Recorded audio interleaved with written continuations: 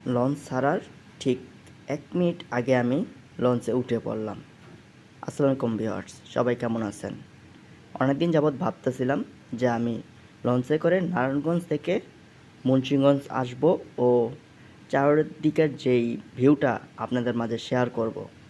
তাই আজকে প্ল্যান করে চলে গেলাম নারায়ণগঞ্জ। নারায়ণগঞ্জ লঞ্চ ঘাটের সামনে গিয়ে দাঁড়াতেই লোক বলতেছে যে লঞ্চ ছাইড়া দিছে, তাড়াতাড়ি দৌড় দেন। তাই এই বলে আর কি দৌড় দিলাম, টিকিট কোনো মতে না কেটেই, টাকা কোনো মতে দিয়েই আমি চলে আসলাম।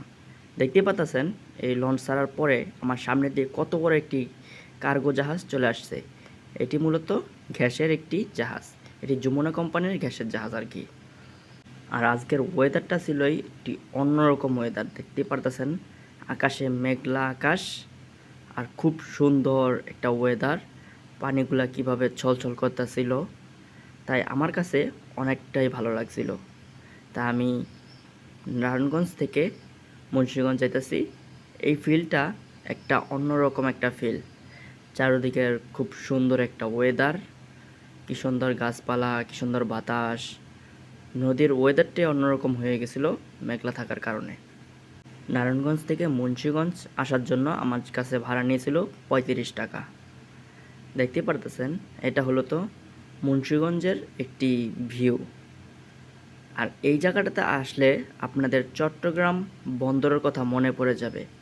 চট্টগ্রামে যেরকম মালবাহী লঞ্চগুলা বা জাহাজগুলা কীভাবে নোঙর করা থাকে, সারি সারিবদ্ধভাবে বাঁধা থাকে, সেই দৃশ্যটা আর কি মুন্সিগঞ্জের আসার ঠিক আগ মুহূর্তেই এই দৃশ্যটার ফিল পাওয়া যায়। আমার কাছে এই দৃশ্যটা অনেকটাই সুন্দর লাগছে। আমার মনে হয় না যে আমি এখন মুন্সিগঞ্জ আছি, আমার এই দৃশ্যটা দেখে মনে হয়েছে যে আমি এখন চট্টগ্রাম নদী বন্দরে চলে আসছি। অবশেষে আমি মুন্সিগঞ্জ ঘাটের দেখা পেয়ে গেলাম। খুব খুশি খুশি লাগতেছিল যে খুব অল্প সময়ের ভিতরে আমি মুন্সিগঞ্জ ঘাটে চলে আসছি। ভিউয়ার্স, ভিডিওটা কেমন হয়েছে তা কমেন্টে বলে যাবেন।